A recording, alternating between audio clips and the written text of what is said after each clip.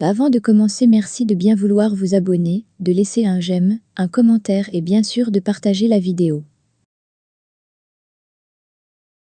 Dans un restaurant, le prince est avec Léon et sa femme, mais ce dernier commence déjà à s'impatienter, car Martin est en retard de 15 minutes. Léon lui dit qu'il va arriver, et de patienter un moment, ça ne tarde pas que Léon lui dit que Martin est arrivé. Martin arrive et prend place, sans dire bonsoir, il demande au prince qui il est, il lui répond Evaristo Ortega, le prince ne sort pas dans la rue. Le prince lui renvoie la question, il lui répond Martin Lasro, et Hierro est absent. Les deux hommes échangent un sourire. La femme du prince esquisse un sourire suspicieux. Le prince présente sa femme Ada à Martin, Martin la regarde sans rien dire. Il dit ensuite au prince qu'ils auraient pu se rencontrer ailleurs, le prince lui demande pourquoi, il lui répond qu'il l'imaginait autrement. Léon gêné dit au prince que Martin ne savait rien à son sujet, donc il ne savait pas à quoi s'attendre. Le prince répond à Martin qu'il l'imaginait lui aussi autrement. Il lui dit qu'il l'imaginait prétentieux, arrogant, mais autrement. Les deux hommes se regardent intensément. Aux pompes funèbres, Horatio fait son entrée et trouve Gracilla assise, un peu hésitant il s'approche du cercueil. Horatio dit que Christian était une personne formidable et dit à Gracilla que c'est dommage qu'elle ne l'ait pas connu ainsi. Il se met donc à raconter à quel point Christian était drôle et formidable. Il raconte même des événements de son enfance, Gracilla est émue. Pendant que Horatio raconte tout cela, l'émotion est palpable, il est affecté et ne peut s'empêcher de pleurer son ami. Horatio embrasse le cercueil de Christian et lui dit qu'il restera un homme formidable. Horatio s'en va. Gracilla s'effondre sur le cercueil de son fils. Manuela et Virginia n'en reviennent toujours pas de la nouvelle qu'elles viennent d'apprendre. Elles se mettent à s'imaginer de quelle manière Lucas et leur mère ont profité de leur ignorance sur leur relation. Angèle leur demande de ne pas trop les juger durement. Virginia comprend par là que Lucas lui a tout raconté, il acquiesce et leur dit qu'il était au courant de leur histoire. Manuela ironiquement lui dit qu'elle suppose que Lucas lui a raconté aussi tous les mensonges qu'ils inventaient pour pouvoir se voir en cachette.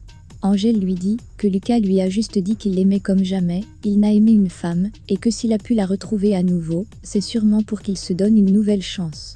Les deux sœurs sont un peu confuses. À l'appartement de Ariana, l'agent immobilier engagé par Martin est venu pour visiter l'appartement et prendre des photos.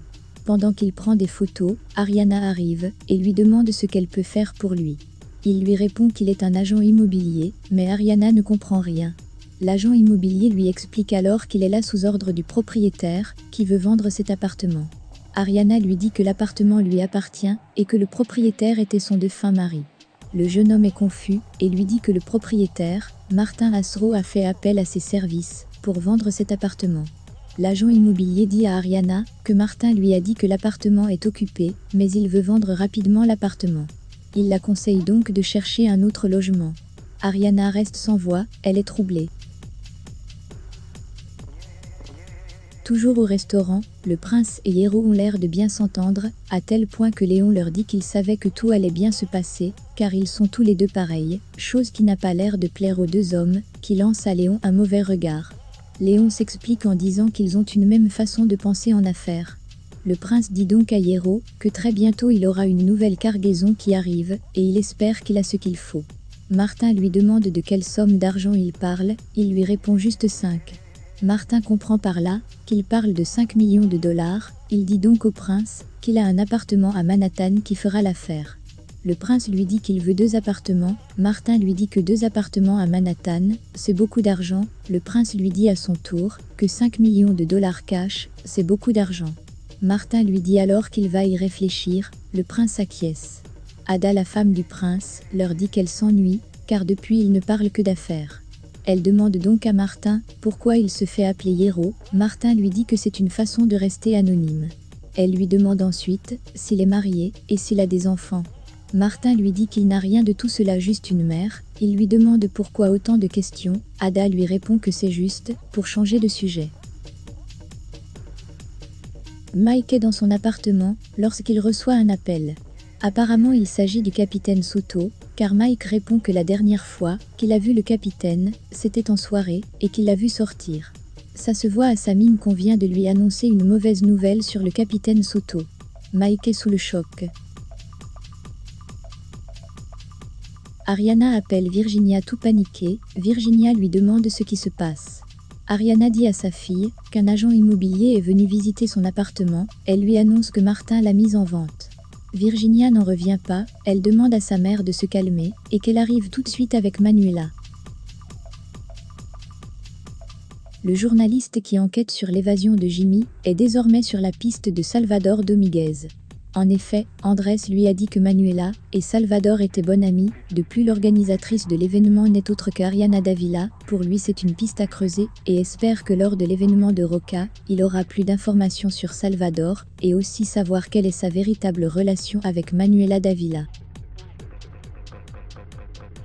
Topo propose à Perla de venir vivre dans son appartement, sachant que maintenant avec l'arrivée de Camilo, elle ne doit plus avoir d'espace, et aussi parce qu'il veut qu'il se donne réellement une deuxième chance, comme elle lui avait demandé. Perla ne se fait pas prier, et accepte avec joie. À l'appartement de Ariana, cette dernière raconte à ses filles, et à Angèle comment les choses se sont passées avec l'agent immobilier. Virginia est choquée, car Martin s'en fiche complètement de garder même une bonne image. Manuela ajoute que tout ce qu'il veut c'est de les voir tous souffrir. Angèle dit à Ariana de ne pas s'en faire, car lorsque tout sera réglé, elle va récupérer tous ses biens sans exception, et qu'il ne faut surtout pas donner satisfaction à Martin. Virginia dit à sa mère qu'elle va rester chez elle en attendant. Ariana n'en revient pas qu'elle va devoir vivre aux dépens de ses filles, mais Virginia lui dit de ne pas s'inquiéter pour cela. Ariana se rend compte que Angèle et Manuela sont de nouveau ensemble. Angèle lui répond par l'affirmative et lui dit qu'ils ont décidé d'oublier les erreurs du passé et de se donner une seconde chance, et depuis ils attendent un enfant. Manuela ajoute que parfois, ils pensent connaître le passé alors qu'ils ne le connaissent même pas. Elle fait la allusion à la relation de sa mère avec Lucas. Ariana lui dit alors qu'elle voit que Virginia lui a tout raconté. Mike arrive à l'hôpital tout inquiet, il trouve Vega et Silvana. Mike leur demande comment va le capitaine, il lui dit qu'il est dans le coma, et que les médecins disent qu'ils ne savent pas quand il va réagir. Vega lui explique qu'ils ont essayé de le tuer avec une corde. Mike fait donc le lien avec le poseur de bombes qu'ils avaient retrouvé mort. Mike leur dit alors que le capitaine voulait lui parler hier soir de quelque chose. Au même moment, Dario et Romero arrivent les rejoindre. Silvana les laisse un moment.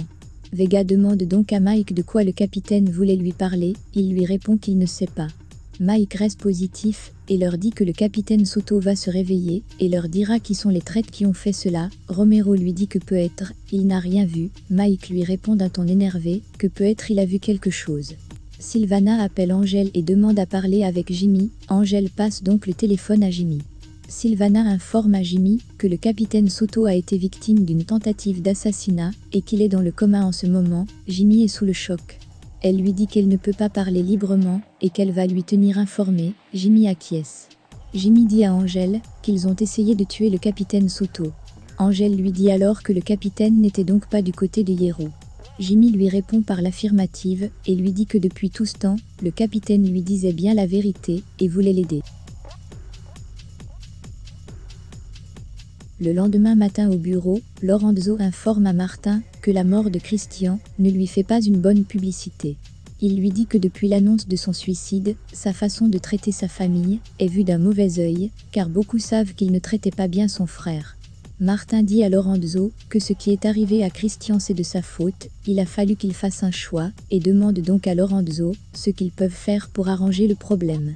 Lorenzo lui suggère de venir avec sa mère à l'événement que Roca organise, ça fera passer le message qu'il s'occupe de sa mère depuis la disparition de son frère. Martin n'est pas très convaincu, il dit donc à Lorenzo qu'il ne devrait peut-être pas y aller, et depuis il n'est pas d'humeur, mais Lorenzo lui dit qu'il doit absolument y être à cet événement. Martin lui dit alors qu'il sent sa mère absente, et il doute qu'elle accepte de l'accompagner. Lorenzo insiste sur le fait qu'il doit convaincre sa mère.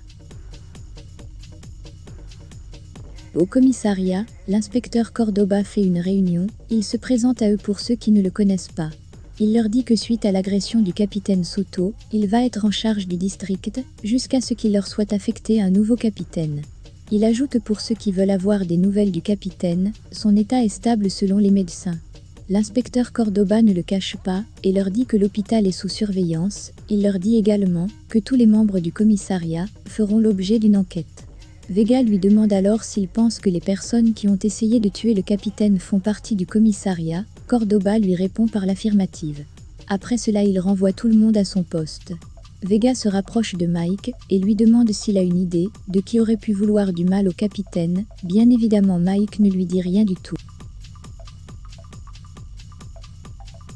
Horacio est devant sa boîte aux lettres avec Manuela. Il lui dit qu'il sait bien qu'il ne va rien trouver, mais il l'ouvre quand même, sa boîte aux lettres, et comme il l'avait dit, il n'y a rien. Horacio dit à Manuela qu'il est sûr que Martin a découvert la vidéo avant que Christian ne l'ait envoyée. Manuela appelle donc Angel pour lui informer que rien n'est arrivé dans la boîte aux lettres, comme il le craignait. Angel dit à Manuela qu'ils doivent rester optimistes. Il lui dit également qu'il est avec Jimmy et Topo et qu'ils vont réfléchir pour trouver une solution. Jimmy suggère qu'il peut être une copie de l'enregistrement de Christian. Angel lui dit que si c'est le cas, ils n'ont aucun moyen de le savoir. À ce moment-là, Topo leur dit que cette copie se trouve sûrement sur son ordinateur, car s'il a fait un enregistrement depuis la chambre d'hôtel, il a dû utiliser un ordinateur. Angel ajoute que la police a sûrement trouvé son ordinateur dans la voiture lorsqu'ils l'ont fouillé. Jimmy leur dit que si c'est le cas, toutes les affaires retrouvées sur les lieux du crime sont gardées dans la salle des preuves. Topo lui dit alors que s'il réussit à se procurer cet ordinateur, il peut essayer de retrouver la copie du fichier de ses aveux. Martin essaie de convaincre sa mère de venir à l'événement de Roca avec lui. Graciela n'est pas vraiment d'humeur, mais il lui dit qu'elle doit changer un peu d'air, car depuis la mort de Christian, elle est seule dans cette maison. Après insistance, Graciela accepte. Martin dit à sa mère que lors de l'événement, il y aura sûrement des gens qui voudront des détails sur la mort de Christian. Elle lui dit qu'elle n'était pas là lorsqu'il est mort, elle ne voit pas bien quels détails elle pourrait donner. Martin acquiesce et lui dit qu'il voulait juste l'informer. Martin veut embrasser sa mère pour lui dire au revoir, mais celle-ci l'évite. À l'appartement de Angel, Topo leur dit que Ronco et Monco ne sont pas proches du prince, et n'ont donc aucune information. La seule personne qui approche le prince, c'est Pirata. Angel leur dit que la seule manière de piéger Martin, c'est de passer par le prince, et pour ce faire, ils doivent avoir un infiltré auprès du prince. Topo dit à Angel que Ronco et Monco ne sont pas assez futés, et ne peuvent pas faire ce boulot. Angel lui répond que la meilleure personne pour ce job, c'est Jimmy.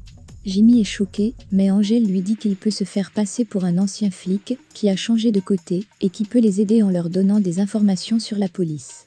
Jimmy ne sait quoi penser et dit à Angel qu'il est complètement fou avec Topo.